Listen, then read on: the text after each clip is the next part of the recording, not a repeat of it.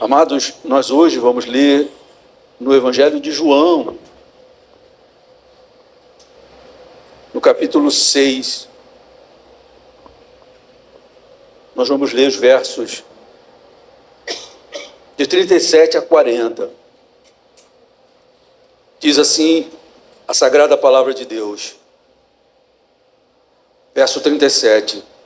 Todo aquele que o Pai me dá, esse virá a mim. E o que vem a mim, de modo nenhum o lançarei fora.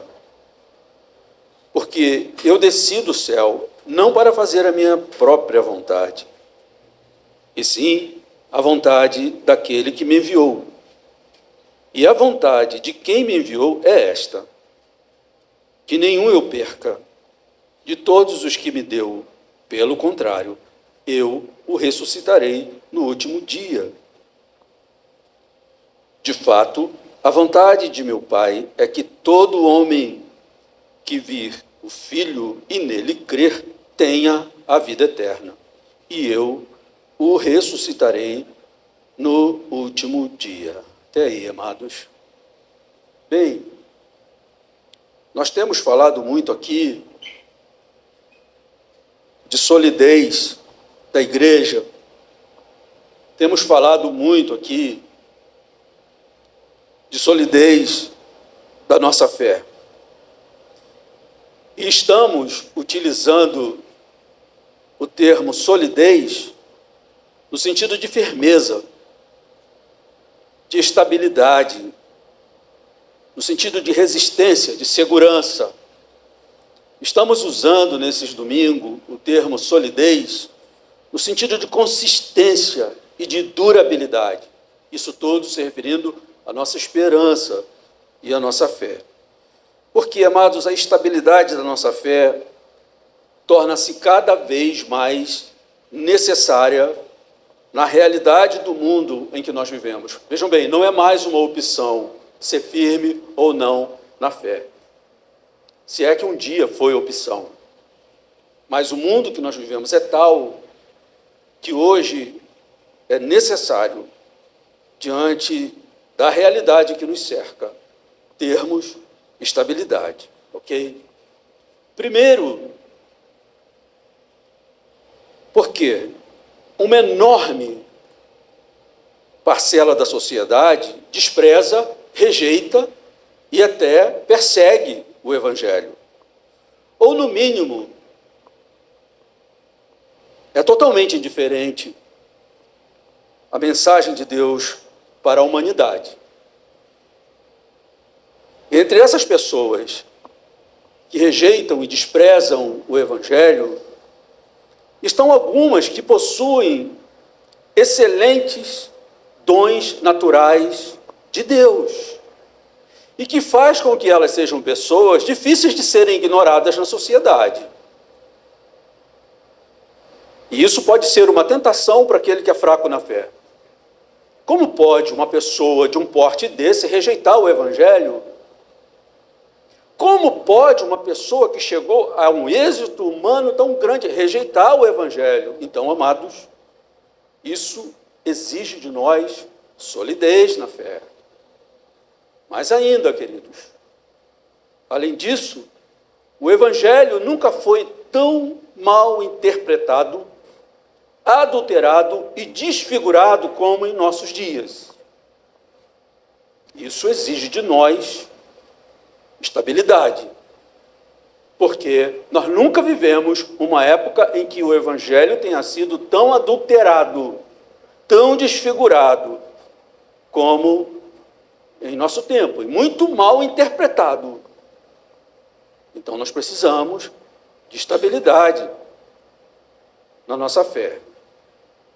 E algumas deformações do Evangelho são feitas, defendidas e proclamadas por pessoas muito conhecidas, especialmente no meio virtual. Pastores e teólogos, com nenhum compromisso com a fidelidade das Escrituras, amados. Nenhum compromisso. e muito menos com qualquer compromisso ou preocupação com as ovelhas de Cristo. Esse é o ponto. No entanto, suas ideias são muito difundidas, de um evangelho adulterado, corrompido, muito mal interpretado. No começo de junho, a Igreja de Cristo foi surpreendida por uma entrevista de um pastor e teólogo muito conhecido no meio virtual, na internet principalmente, onde ele entrevistou uma figura pública muito controversa. E isso trouxe grande inquietação para a comunidade cristã, por conta do conteúdo dessa entrevista. E eu confesso, irmãos, que vindo dessa pessoa, dessa figura, eu evito conhecer algumas coisas, ter conhecimento de algumas coisas, porque a última vez em que me passaram uma pregação dele, em que ele ultraja aquele texto sagrado que fala de Jesus Cristo com a mulher samaritana, junto ao poço, eu ouvi tanta coisa difícil que fiquei algumas semanas muito entristecido. E não posso negar que muito revoltado também. Então, vindo dessa figura, eu evito muito, porque eu preciso cuidar da minha saúde mental. Já estou muito rodado. Eu tenho 64 anos. Então, a minha vida não deu para mim uma moleza. Então, o que significa dizer que eu sou uma pessoa desgastada, em alguns sentidos. Então, eu aqui e ali procuro preservar a minha saúde emocional e mental. E eu não assisti quando eu soube dessa entrevista, e a pessoa que me falou logo do conteúdo pesado, difícil, controverso, não assisti. Mas você fica sempre ouvindo coisas a respeito disso, e você ouve de terceiros.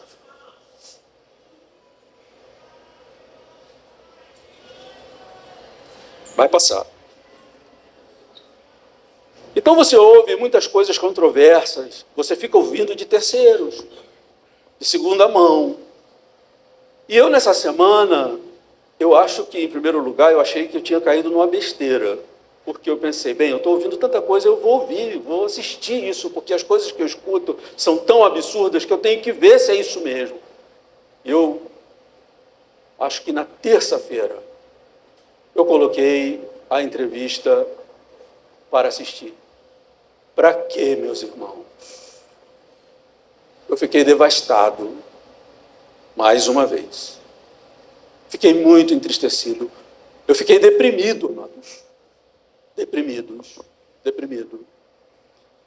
Com o conteúdo dessa entrevista.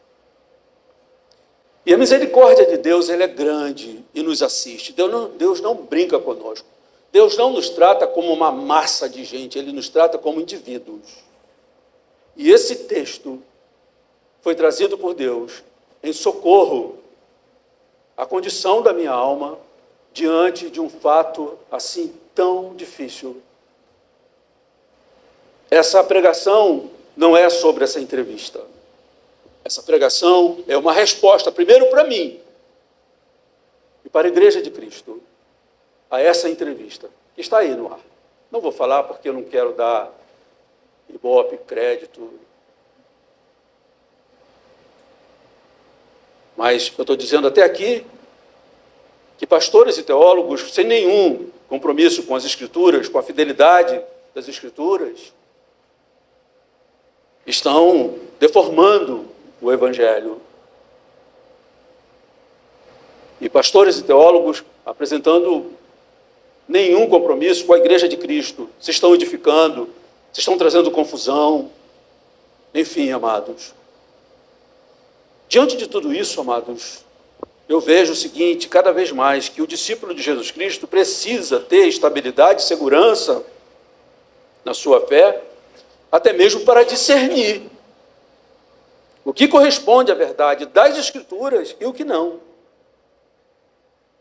Então é importante a gente falar de solidez, de estabilidade, porque senão a gente vai atrás de qualquer vento de doutrina.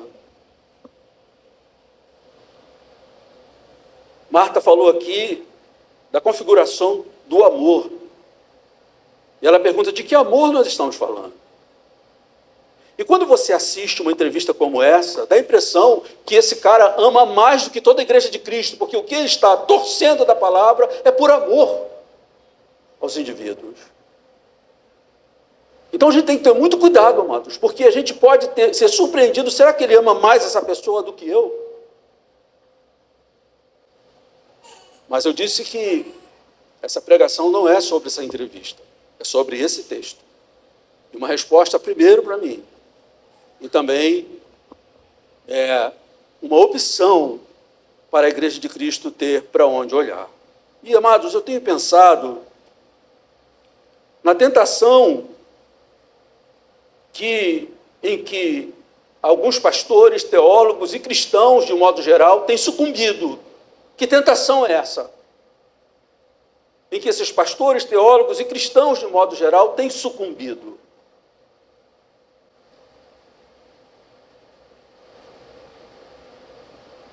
E é fato, amados, que diante de um mundo secularizado, em que o ser humano, em sua grande maioria, dá as costas para a fé cristã, é possível se sentir um certo desconforto ao perceber que tanta gente está distante dos padrões de vida segundo a vontade de Deus, e tanta gente amando os padrões de vida de uma cultura que afronta a vontade de Deus. Então é possível que se sinta um desconforto diante dessa realidade. Uma massa enorme da humanidade, distante dos padrões de vida que são segundo a vontade de Deus, e uma massa enorme de pessoas que amam os padrões do presente século, que desafiam a vontade e a soberania do Criador. Então é possível que haja esse desconforto. O problema, amados, é que alguns pregadores agem como se houvesse uma falha nas Escrituras e no poder do Espírito Santo para alcançar seres humanos do presente século. E com isso justificam o seguinte: olha, o mundo não é mais o mesmo. Como se houvesse uma falha nas Escrituras Sagradas e no poder do Espírito Santo para alcançar as pessoas desse século como elas são. Então, esses pregadores impõem uma ressignificação no texto sagrado para adaptá-los aos ouvidos secularizados do ser humano dessa geração.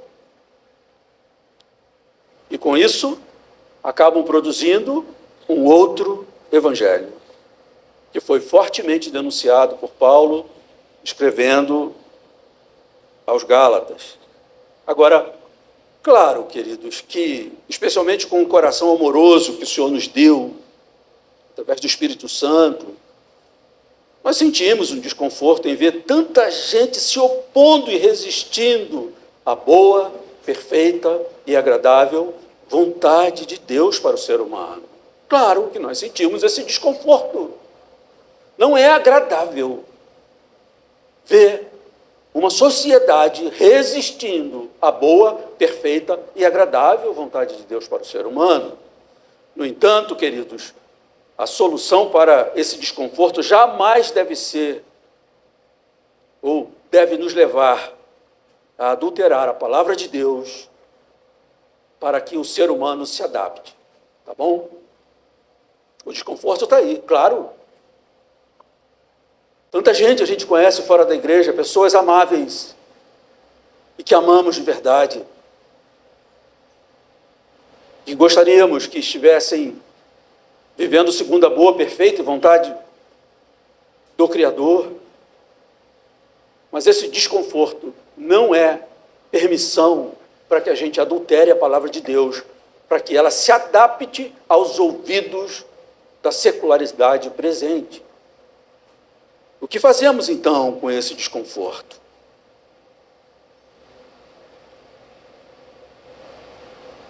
confiamos na glória do Deus que criou, governa e dirige soberanamente todas as coisas, todos os seres humanos, em todas as épocas. Ok, amados? Em primeiro lugar, em vez de adulterar a palavra de Deus para que ela se adapte ao modo do secularismo, nós precisamos primeiro confiar na glória do Deus que criou todas as coisas, todos os seres humanos, e governa soberanamente todas as coisas e todos os seres humanos de todas as épocas. Porque, de fato, Deus está soberanamente dirigindo, reinando sobre tudo, e reinará em todos os tempos, amados, até dar o destino eterno a todas as obras das suas mãos. É nisso que nós precisamos confiar. Isaías 59, verso 1, nos lembra de algo muito importante. Ele diz assim: eis que a mão do Senhor não está encolhida para que não possa salvar. Ele continua sendo Salvador. Pois bem, amados, antes de entrarmos no texto aqui, vamos pensar no contexto em que ele se dá. Jesus Cristo tinha feito o grande milagre da multiplicação de pães, as pessoas ficaram fascinadas por isso, começaram a segui-lo, e Jesus denunciou algo no coração deles, dizendo que eles estavam seguindo por conta do pão que comeram, não porque viram um grande sinal em Jesus Cristo. E Jesus os confronta, dizendo que ele é o verdadeiro pão que desceu do céu, que dá vida ao ser humano. E que o ser humano deve trabalhar não somente pela comida que perece, mas aquela que sobrevive para toda a eternidade. Então ele confrontou dessa maneira. E eles resistiram. Eles recusaram. Eles rejeitaram. Não teria doído no coração do próprio Jesus, quando também lá na Galileia, ele atesta a rejeição das pessoas, a sua obra e a sua própria pessoa, hein? Não teria doído no coração do próprio Senhor, quando também na Galileia a rejeição à sua pessoa mostrou-se uma realidade. Então nós não estamos diante de uma sensação desconfortável somente nos dias de hoje, amados. Será que não doeu no coração do Senhor perceber ali a forte rejeição, petulante, à sua pessoa? Isso para dizer, amados, que a rejeição ao Evangelho não começou nesse século em que nós vivemos, tá, queridos? Isso não deve trazer ansiedade para o nosso coração. Eu tenho que dar um jeito nisso. Eu vou adulterar a palavra para que ela seja mais palatável, para que ela se adapte a esse tempo, ao etos em que estamos vivendo, no tempo em que estamos vivendo. A rejeição ao Evangelho não nasceu no nosso século. Ela é antiga. E toda aquela rejeição afirmava mais uma vez o que João diz lá no capítulo 1, verso 11. Veio para o que era seu, e os seus não o receberam. Jesus ali, na Galileia, diante daquela rejeição, está atestando isso que o Evangelho de João, capítulo 1, verso 11, diz. Veio para o que era seu, e os seus não o receberam. Agora, a rejeição à pessoa de Jesus e de sua obra impõe questões preocupantes, sim. E aqui eu gostaria que você prestasse atenção a essas questões. O que afinal acontece quando o ser humano rejeita a salvação realizada e oferecida por Deus em Jesus Cristo? O que está acontecendo aqui? Será que a vontade de Deus pode fracassar diante da resistência das pessoas? É uma pergunta, amados. O que está acontecendo com essa rejeição? Será que a vontade de Deus pode fracassar diante da rejeição das pessoas? Porventura o Pai que enviou Jesus Cristo, seu Filho, fazendo uma obra tão gloriosa, potente, é tão potente assim ele mesmo, diante da rejeição da humanidade, diante da rejeição do ser humano? Eu volto a perguntar, aquele que enviou seu Filho para viver entre os homens, que já é surpreendente, viver como viveu, levar sobre a cruz o nosso pecado, ressuscitar ao terceiro dia, ser vitorioso sobre as trevas e sobre o pecado. Será que ele é tão impotente assim diante da rejeição humana? O que é a rejeição humana diante do poder da morte? O que é a rejeição humana diante da escravidão do pecado? Será que o pequeno ser humano é capaz de frustrar os desígnios de Deus? São questões que podemos levantar diante da rejeição da pessoa de Cristo. Claro que não, amados. Não há impotência em Deus. Não há rejeição humana que ultrapasse o poder de Deus. Diante da ampla rejeição do Evangelho, o próprio Jesus Cristo, o Filho de Deus, fixou o olhar no Pai. Ele estava plenamente convicto de uma coisa: todo aquele que o Pai me dá, esse virá a mim. É o que diz o verso 37. Então, amados, só recapitulando aqui, de onde eu trago, não é, as inquietações e a experiência que eu tive dessa semana, assistindo ali, realmente o que andam falando por aí dessa entrevista, é que essa resposta de Cristo diante da rejeição deve agasalhar o nosso coração diante de qualquer impossibilidade, amados. Se eu não mexer nisso aqui, a Escritura Sagrada não vai rolar. E olha a convicção que Jesus Cristo coloca diante da rejeição que ele mesmo ali estava inaugurando. A rejeição ao Evangelho não é coisa do século 21, amados. Nasceu com a igreja, com o Evangelho. Com a igreja de Cristo. Olha onde Cristo fixou o seu olhar. Todo aquele que o Pai me dá, esse virá a mim. Verso 37. E esta certeza está no fato de que os desígnios de Deus não podem ser frustrados. Ok, amados? Todo aquele que o Pai me dá, esse virá a mim. Amados, o modo como são formuladas essas palavras de Jesus é tão seguro que expressa uma profunda certeza.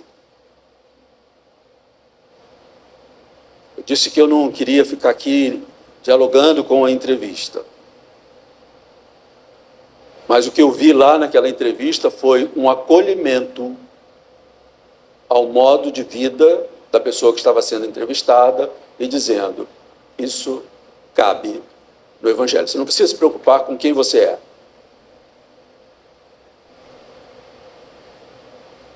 Aliás, você é uma pessoa inevitável.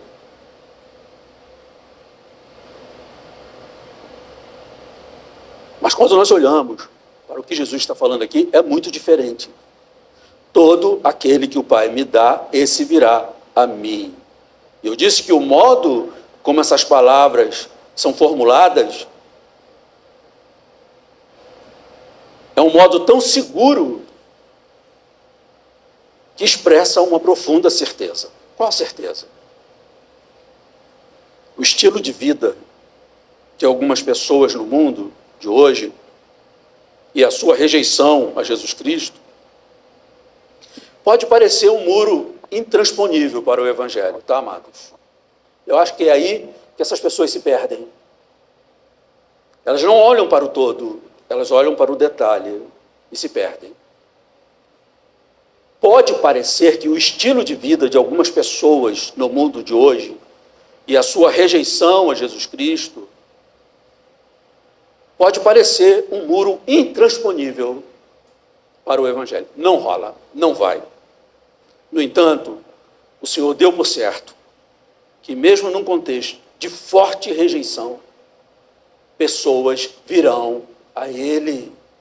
Todo aquele que o Pai me dá, esse virá a mim.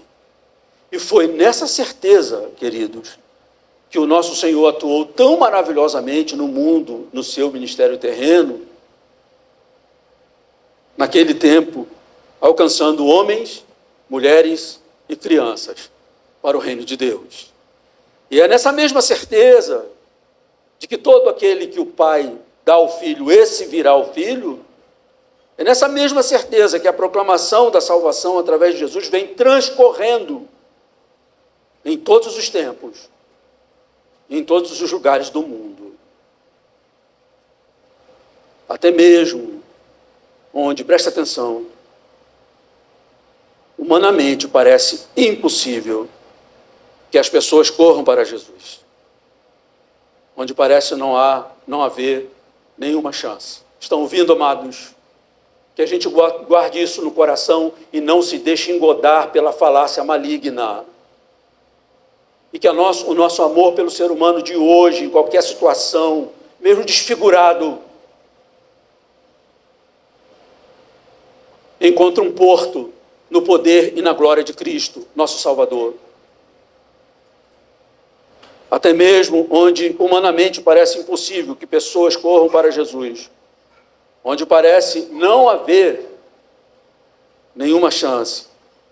O fato é, queridos, que essa nossa era sempre testemunhará e comprovará que Deus o Pai concedeu pessoas de todos os tempos para se renderem a Jesus Cristo. Guarde isso. Mesmo diante da desconfiguração humana, o fato é que o Deus eterno, o Pai Celeste, Ele concedeu pessoas de todos os tempos para se renderem a Jesus. E por causa disso, essas pessoas de hoje romperão todo e qualquer obstáculo para chegarem até o Salvador. O Evangelho é o poder de Deus para a salvação de todo aquele que crê. Ok, amados?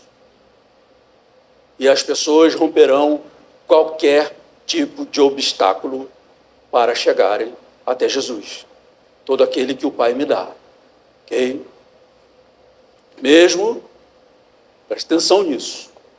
Estou falando desse rio de gente que passa por nós, amados. Não só dentro da igreja de Cristo, às vezes até dentro da igreja de Cristo. Mas em nosso viver, em nossa história. Mesmo que essas pessoas enfrentem um obstáculo externo humanamente intransponível, aquele que você olha e diz, esse nunca vai pisar numa igreja de Cristo. A verdade é que todo aquele que o Pai me dá, esse virá a mim. Todo. Do ponto de vista lógico, esse todo, ele é universal, amplo, não há exceção. Todo aquele que o Pai me der, esse virá a mim. Eu disse que por causa dessa realidade é que pessoas romperão todo e qualquer obstáculo para chegarem até o Senhor. Mesmo que seja um obstáculo externo humanamente impossível. Todo aquele que o Pai me dá, esse virá a mim. Ou, mesmo que haja um impedimento interno, humanamente impossível, todo aquele que o Pai me der, esse virá a mim. Falei de obstáculos externos e internos. Não é só onde a pessoa vive, o que a pessoa é. E o que a pessoa é pode parecer um obstáculo intransponível. Contudo, a palavra de Deus diz que todo aquele que o Pai me der, esse virá a mim.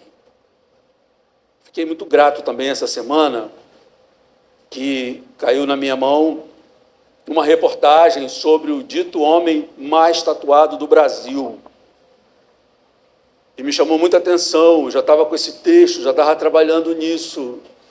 E esse homem de hoje, de 37 anos, se não me engano, morador de Bagé, no Rio Grande do Sul, o homem considerado o mais tatuado do Brasil.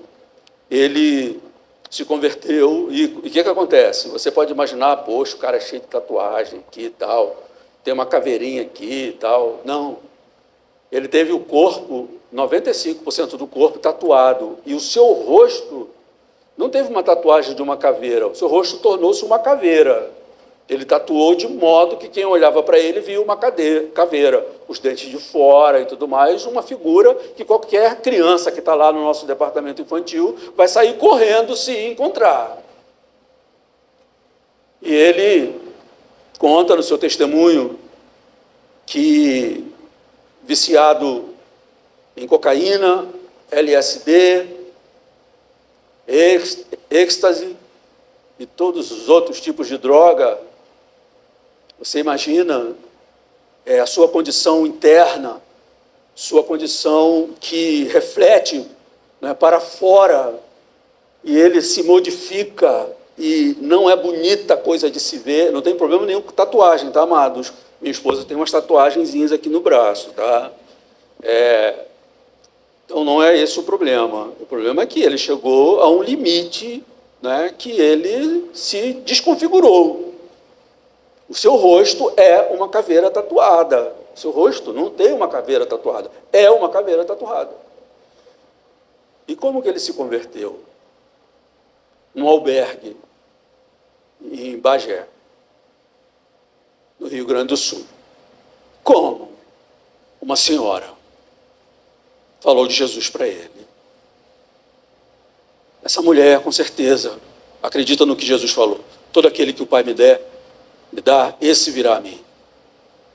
E ela pregou o evangelho para ele. E ele encontrou Jesus Cristo naquele albergue. Ela não olhava para ele e dizia assim, esse não tem condição.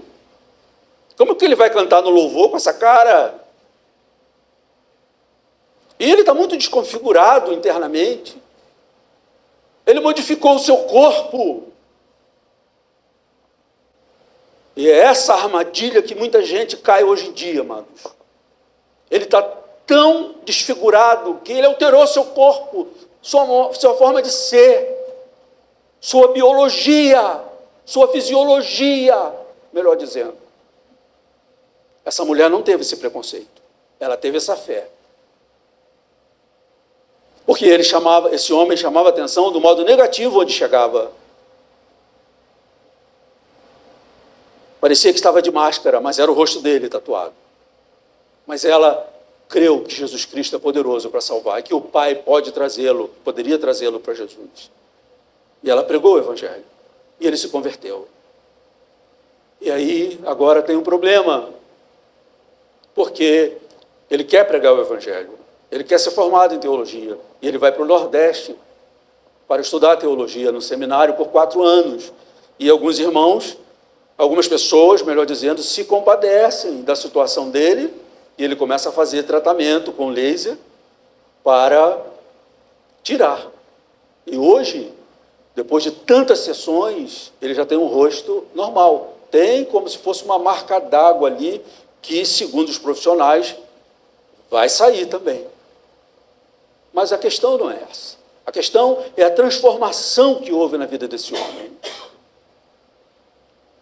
Então, amados, a nossa confiança deve descansar no absoluto poder de Deus, seja em referência a quem quer que for. E eu volto a dizer, essa é a tentação de alguns cristãos desse tempo, porque estão vendo o absurdo do absurdo na forma de viver do ser humano, e vai dizer, não vai rolar, se eu não alterar isso daqui. Não lê essa parte aqui não do Evangelho. Fala só que Jesus é amor. Que a impressão que dá quando a gente assiste uma entrevista como essa é, ele ama mais do que eu. E Marta, sem saber, desmascarou esse tipo de amor aqui hoje, porque o amor pode causar um mal ao outro.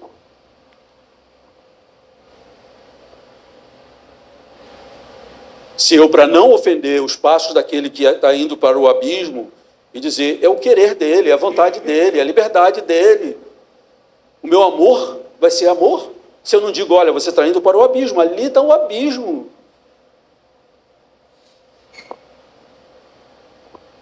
Nossa confiança, amados, deve descansar no absoluto poder de Deus e não nas adaptações fraudulentas das Escrituras Sagradas para atrair pessoas.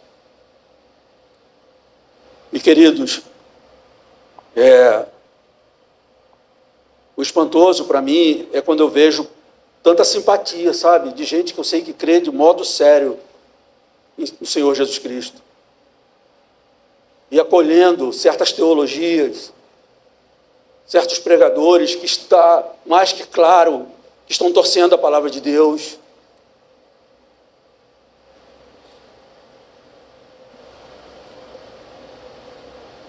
Queridos, quando é o Pai que traz, Ele garante tudo. A gente não precisa se preocupar. Mas como vai ser? Não tem. Não, essa pessoa aqui não. Essa pessoa chegou a um ponto que não dá, não rola. Queridos, quando é o Pai que traz, Ele garante tudo. Absolutamente tudo. Quantas pessoas conscientes do que são e como estão, talvez se aproxime de Cristo muito receosas e apreensivas. Quando olham para as suas próprias vidas, seus próprios vícios, suas máculas, suas deformações, essas pessoas podem se sentir hesitantes. Serei aceito por Deus? A resposta de Jesus é consoladora. Todo aquele que o Pai me dá, esse virá a mim. E o que vem a mim, de modo nenhum o lançarei fora. São essas palavras que têm encorajado uma quantidade imensa de pessoas a se achegarem a Jesus Cristo, amados. Desfiguradas, corrompidas pelo pecado em níveis assombrantes.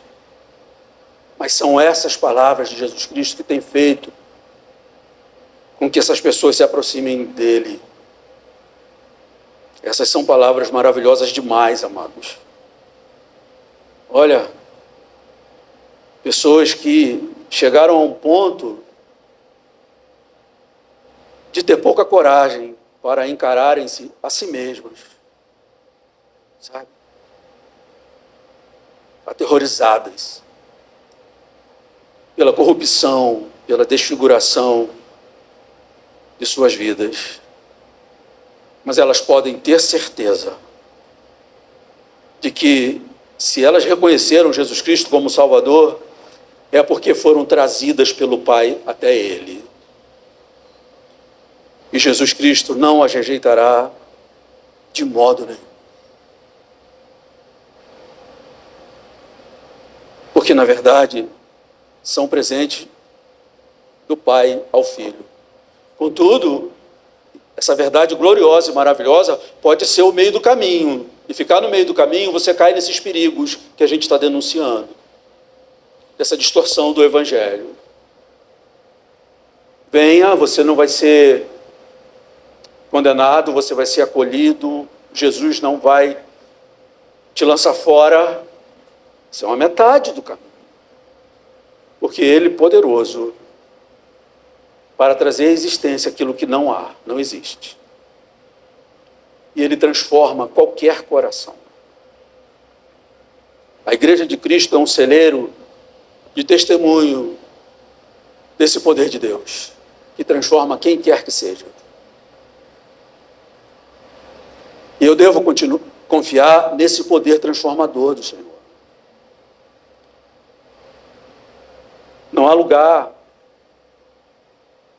para antinomianismo. Não. Tem uma vontade de Deus, um padrão de vida, que Ele nos dá poder e graça para andar nele. E o fato de não estarmos no meio desse grupo que às vezes se desconfigurou absurdamente, não nos deve fazer esquecer de quem nós somos. E por que nós estamos diante de Cristo?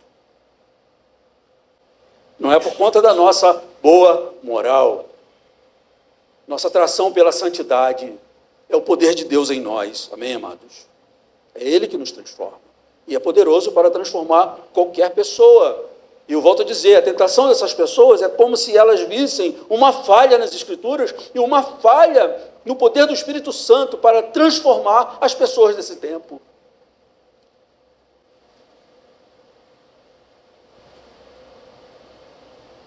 Assim, amados, confiando nessa palavra do Senhor, que as pessoas se prostram aos seus pés. Eu não vou lançar fora. Mas o que Ele vai fazer? Ele vai cuidar. Ele vai tratar. Ele vai sarar. Ele vai santificar. Depois de ter justificado, ter feito nascido de novo, até a glória. E volto a dizer, para mim essa é a tentação desse pessoal que cai, que sucumbe diante da realidade do ethos do presente século. Não acreditam que Deus seja poderoso para transformar as pessoas de hoje. Como se esquecessem que o grande problema das pessoas de hoje é o pecado. Então, se é o pecado, Ele me transformou. Então, Ele mostrou seu poder sobre o pecado.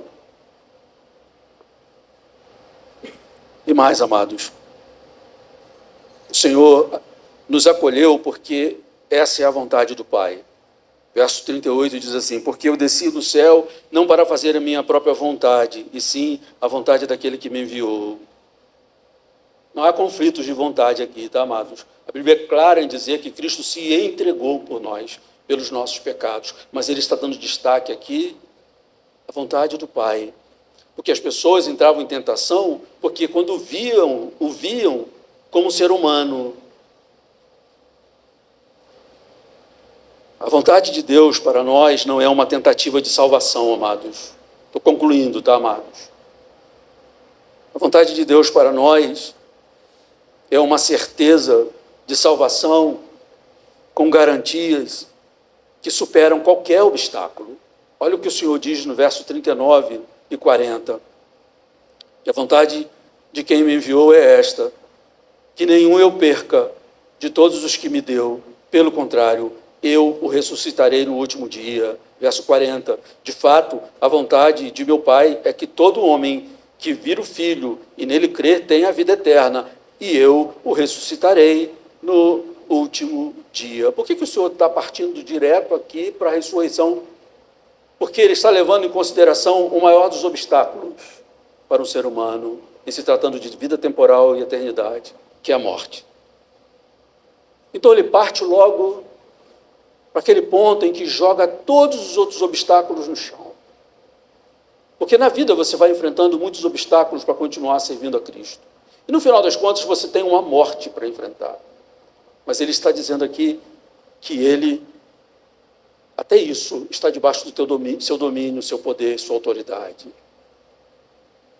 De fato, a vontade do meu Pai é que todo homem que vir, verso 40, vir o Filho e nele crer, tenha vida eterna, e eu o ressuscitarei no último dia. Esse dom maravilhoso de Deus, dado, estou concluindo, amados, a pessoas desfiguradas, pessoas marcadas pelo pecado, por dentro e por fora. O dom de Deus não é só uma moralidade, não. É a vontade de Deus no modo de viver e a vida eterna. Romanos 6:23 diz: o salário do pecado é a morte, mas o dom gratuito de Deus é a vida eterna em Cristo, o nosso Senhor.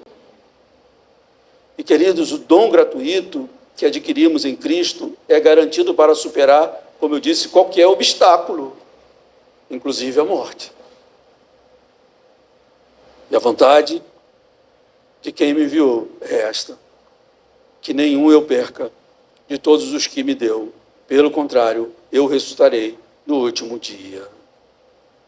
Romanos 8, 38 e 39, Paulo está certo disso, inspirado pelo Espírito Santo, quando diz: porque estou bem certo de que nem a morte poderá separar-nos do amor de Deus, que está em Cristo Jesus. Se a morte não pode separar, o que pode separar? Nada. Absolutamente nada. E aqui, queridos, nós precisamos descansar e confiar no amor eletivo do Pai, quando nós pensamos nas pessoas que amamos e que parecem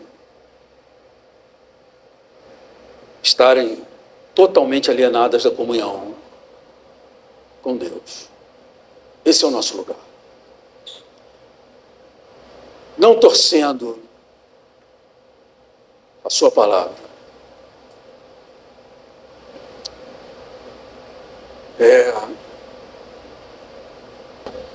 Estou falando isso porque, amados,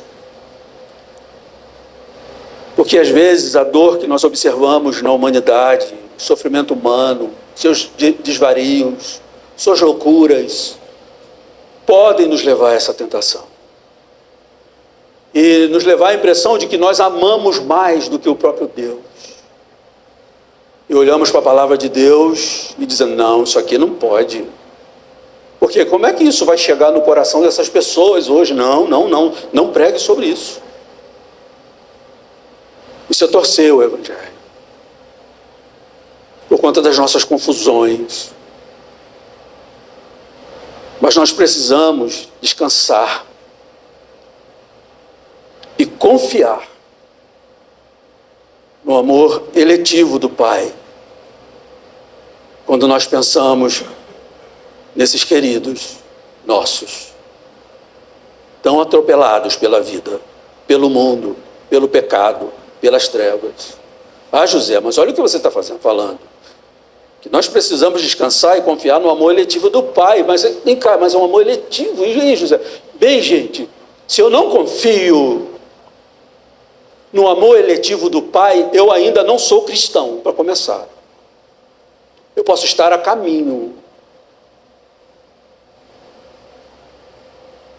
Se eu não confio de que Ele é poderoso e amoroso suficientemente para fazer o que lhe apraz, segundo o seu amor perfeito, com a humanidade e também com aqueles a quem eu amo, eu estou desconfiando dele. Então, vejam bem, tem outra coisa que cabe num outro sermão, não hoje, mas uma coisa que eu tenho que resolver.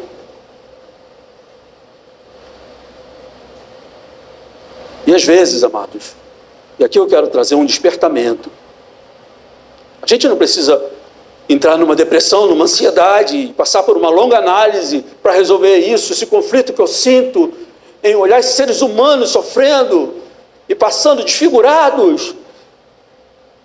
Não, amados. Nós precisamos fazer o que é para fazer. Pregar o Evangelho. O não desfigurado, mas o Evangelho. O apóstolo Paulo estava em Corinto, passando perseguição, sofrimento, como sempre aconteceu com ele. E Atos, capítulo 18, verso 9, agora terminando mesmo, tá, amados? Diante daquela perseguição, daquele sofrimento, sofreu muito Paulo, para pregar a verdade. E ele mesmo se levantou: não permitam que torçam o Evangelho. Seja anátema. Maldito aquele que torcia o Evangelho. Ele pregava a palavra de Deus. E sofria por conta disso. Por dentro e por fora, viu, amados? Mas não torceu o Evangelho. E Atos capítulo 18, verso 9 a 11, diz assim: teve Paulo durante a noite uma visão em que o Senhor lhe disse: não temas, pelo contrário, fala e não te cales, porquanto eu estou contigo, e ninguém ousará fazer-te mal, pois tenho muito povo nessa cidade. E ali permaneceu 1 ano e 6 meses, ensinando entre eles a palavra de Deus. Que, amados? Quando Jesus disse assim: ide por todo mundo, fazei discípulos, batizando-os em nome do Pai, do Filho e do Espírito Santo, ensinando a guardar todas as coisas que eu mandei. Ele termina dizendo assim: e eis que estou com vocês todos os dias, até o primeiro século? Não, até a consumação dos séculos, até o final dos tempos. Que significa que ele está com a sua igreja hoje, na proclamação do Evangelho, amados. Um despertamento para nós, amados. Cabe a nós não ressignificarmos ou distorcermos a palavra de Deus, mas pregá-la como palavra de Deus, como ela é. Amém, amados? Mas eu preciso pregar o amor. Você quer lugar onde tenha mais amor? Deus não tem amor, amado. Deus é amor. O que nós precisamos é evitar qualquer tipo de ressignificação ou distorção da palavra de Deus. Mas nós precisamos pregar a palavra de Deus nesse tempo, ainda que por essa razão venhamos a sofrer às vezes. E Paulo fala lá na segunda carta a Timóteo, capítulo 2, verso 10, e aqui eu concluo. Por esta razão, que ele estava passando toda aquela angústia, estava preso, inclusive, por esta razão, tudo suporto por causa dos eleitos, para que também eles obtenham a salvação que está em Cristo Jesus, com eterna glória. Não caiam na falácia, porque a coisa é tão bem feita, tão televisiva, tão bem produzida, as palavras, os gestos, os efeitos da fala, que podem te dar a impressão de que o seguinte: eu sou um preconceituoso. É ele que ama. Se ele amasse, não estaria dizendo: não tem nenhum problema com a sua vida. Ele poderia dizer: você é inevitável, você é espetacular, você é avassaladora, mas você tem um problema que você precisa resolver em Cristo Jesus. Uma mulher pega em flagrante adultério, sofreu acusações, machismo, de um monte de homem religioso. Queriam matá-la. Jesus falou: esse é o limite. Matá-la? Tudo bem. Quem não tem pecado aqui pode matar. Quem? Só Deus. Então, quem não tem, atira a primeira pedra para matar. E o texto diz que ia começar pelos mais velhos. Quando o Espírito Santo está, a consciência é iluminada. Cada um saiu de fininho. Ficou só a mulher. Ali, sem ninguém segurando, mas ela estava ali pelo poder de Jesus Cristo. O que ele disse para ela? Cadê os seus acusadores? Ninguém te condenou? Ninguém. O que ele disse para ela? Nem eu. Com um detalhe: vai e não peques mais. Essa figura saiu dessa entrevista no começo do mês, cheia de convicção. Ela saiu empoderada. Não há problema nenhum comigo. Tem um pastor da minha nação, um homem aclamado por alguns, que diz que eu sou inevitável. Temos um problema aqui, né, amados? Mas nós lemos aqui a solução, amém? Na palavra de Deus. Quem ama até sofre para livrar do sofrimento eterno. Aquele é quem ama. Quem, queridos? Foi assim que o nosso Salvador nos amou e se entregou naquela cruz por nós.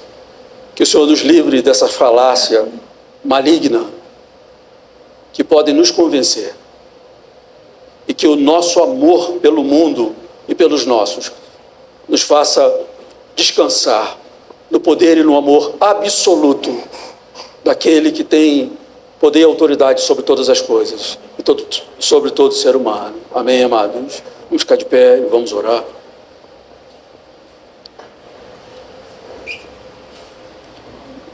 Senhor bendito, se não fosse pelo teu amor, eu não estaria aqui na frente dos meus irmãos pregando a tua palavra. Se não fosse pelo teu amor, pelo teu poder, nenhum de nós teríamos cantado aqui nesta manhã para a adoração do teu nome. Se não fosse pelo teu poder, pelo teu amor, nenhum de nós teríamos temor e adoração por ti ao mesmo tempo. Porque o Senhor nos mostrou um caminho que não desejávamos. O Senhor nos mostrou um caminho que rejeitávamos. Deus amado, como diz o livro do profeta Isaías, a tua mão não está encolhida para que não possa salvar. Senhor amado, ensina-nos a amar como o Senhor mesmo amou aquela mulher que fora pega em adultério flagrante. O Senhor não permitiu que ninguém a matasse. E temos ojeriza, qualquer tipo de violência por quem quer que seja, Senhor. Contudo, que o Senhor nos dê a coragem, a nobreza e a santidade que o Senhor teve diante daquela mulher, que disse: ninguém vai matar, ninguém vai ferir, mas teve o poder e a autoridade para dizer: vai embora, não peques mais. Com certeza, quando ela ficou ali, quando todos os acusadores já tinham ido embora, ela ficou cativada pelo teu amor e pela tua bondade. Nos dê essa unção, Senhor, nos dias de hoje, para proclamarmos o teu evangelho. E livra-nos, ó Deus, dos ventos de doutrinas perigosos. Louvamos a ti pelo teu poder absoluto, que nos tirou do império das trevas, que nos redimiu do pecado. Não temos, Senhor, condição de pensar onde estaríamos e como estaríamos hoje se não fosse a tua misericórdia sobre a nossa vida, Pai. Potencializa em nós, ó Deus, o amor pelo perdido, amor de verdade, e a coragem de até sofrer para que chegue a elas a verdade da vida, da existência, a palavra de salvação. Em nome de Jesus, protege a tua igreja, Pai, do lobo. Protege a tua igreja, Senhor, do lobo, que, como Paulo disse lá em Atos 20, iria penetrar na igreja e devorar e devastar. Mas o Senhor tem protegido a tua igreja dos lobos.